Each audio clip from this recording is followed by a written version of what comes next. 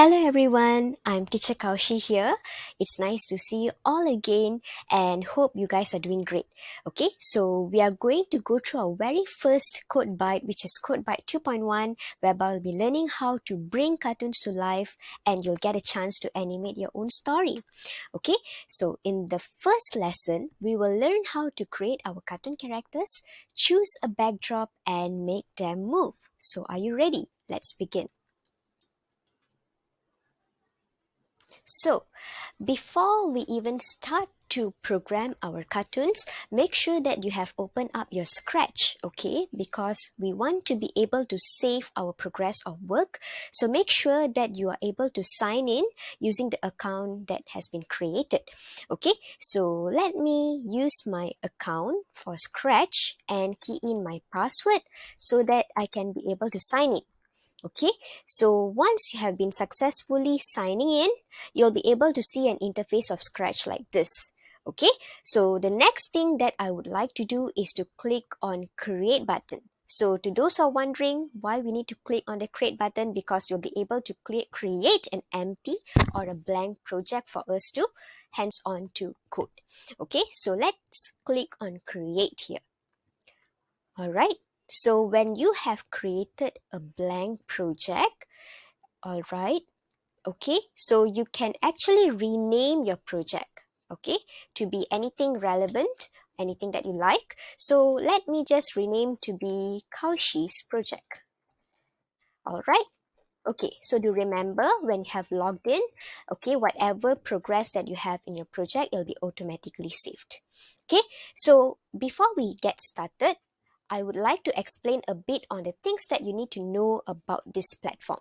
Okay, first thing first, okay, we can see that we have something called as code here, right? So this code basically covers all the blocks that you will need to program your cartoons, your cartoon characters. Okay, so we will discover more about that. So here are all the codes that you can explore according to categories. We have motion, which is related to movement. We have looks, okay, which determines the how the sprites are going to interact with each other. Okay, and then we have sound and much more. Okay, so basically these are the instructions that you can program the cartoon characters to do what you wanted. All right, so next we have something called as this play area, or it's also known as the place where you can drag and drop the block so that whatever you are programming in this area, okay, it's going to be executed for your cartoon characters. Okay, so whatever you want the cartoon characters to do, you're going to program in this white area, okay, in the middle. Okay, so next we are going to have a closer look on this cat here. Why is this cat over here? Okay, so this little cute cat is actually a cartoon character, or in Scratch we called it as a sprite. Okay, sprite, it means that it's a character. So how is it spelled? It is spelled as SPRITE, sprite. Okay, so you can have more than one sprite. By default, whenever you create a new project, you'll be able to see one character, okay, or one sprite. Okay, so we'll be learning how to add more sprites later on. So first things first, I would like to teach you a bit on how to remove the default sprite and how to add your sprites that you wanted.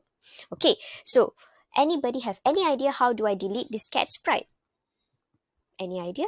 Okay, so to those who managed to figure out that I need to click on this rubbish bin or this trash can here, okay, you got it. So basically I need to click this one so that I'll be able to throw away the default sprite and I can add my own sprite.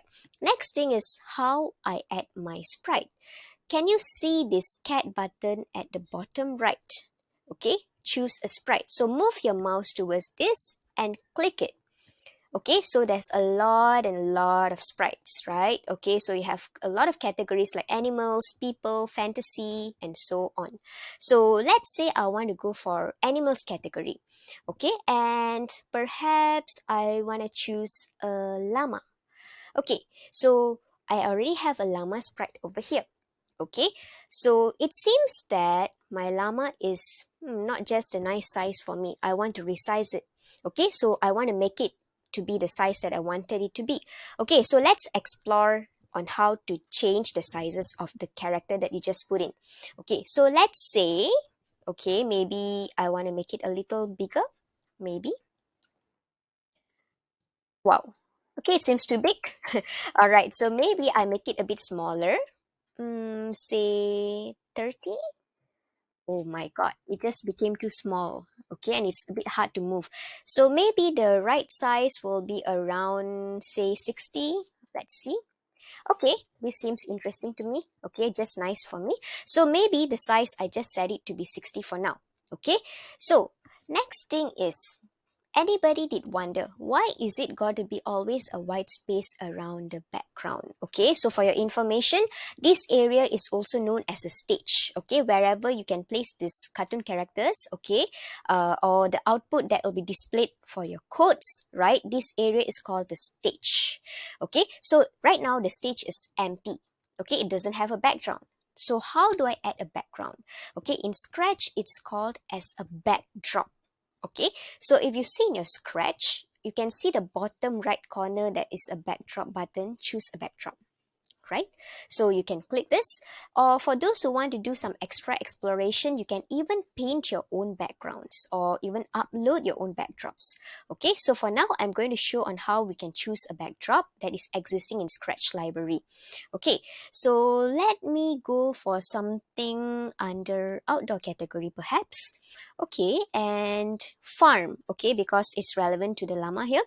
Okay, but the llama seems like he's standing just out of nowhere. So let me just position him to be in a nice place for now. Okay, so nice. Okay, I have a llama, I have a background, but it seems that the llama is a bit lonely. Okay, he doesn't have any friends here. So maybe you can even add another sprite. Okay, so we're going to add a friend sprite to this llama. So how do we do that?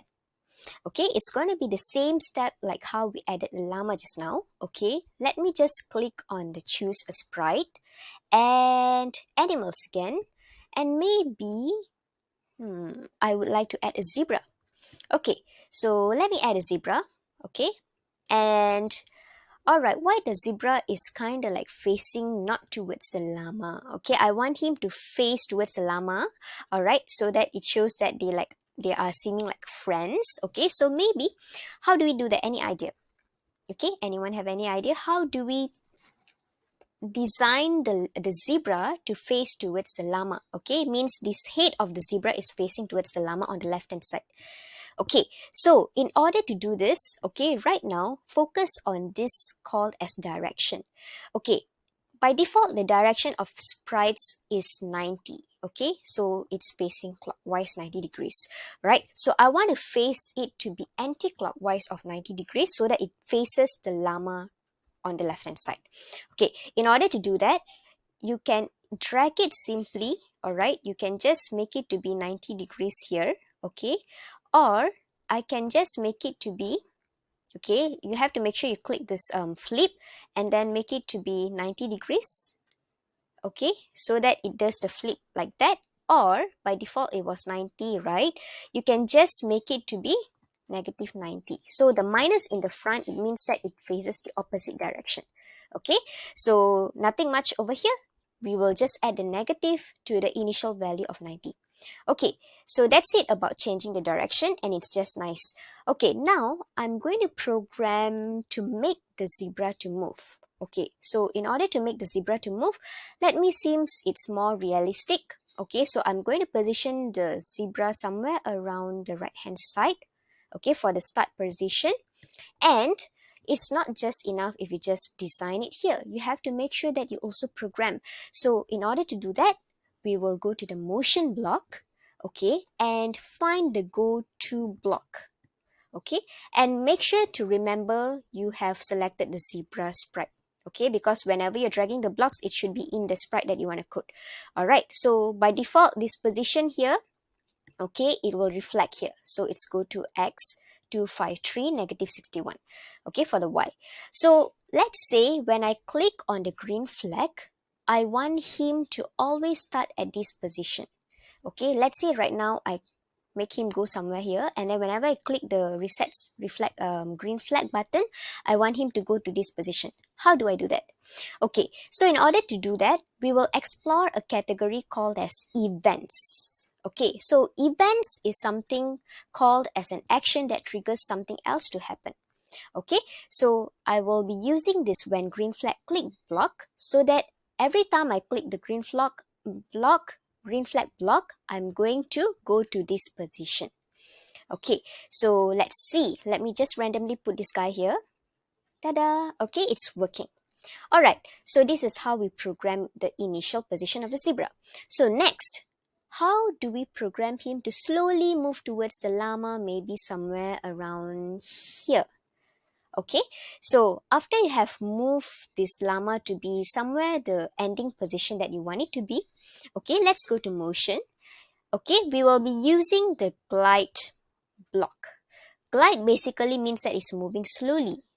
Okay, so I'm going to use this glide block. Okay, and I'm going to stick it to these blocks that I have. Okay, and let's try it out. Okay, it seems like the zebra is running towards the llama, right? So if you want to make it slower for the movement, you can just increase the time, perhaps 3 seconds. Okay, let's try it out again. Nice. Okay, so this is how we will program, okay, the sprites to move. Okay, so we have learned how to add a sprite, we have learned how to add a backdrop, we have learned how to make the sprites to move. Okay, so apart from that, you also learn about the Scratch platform. Okay, so hopefully in the next CodeByte, you'll be learning more. Okay, feel free to explore and have fun. All right, so thank you and see you in the next CodeBytes.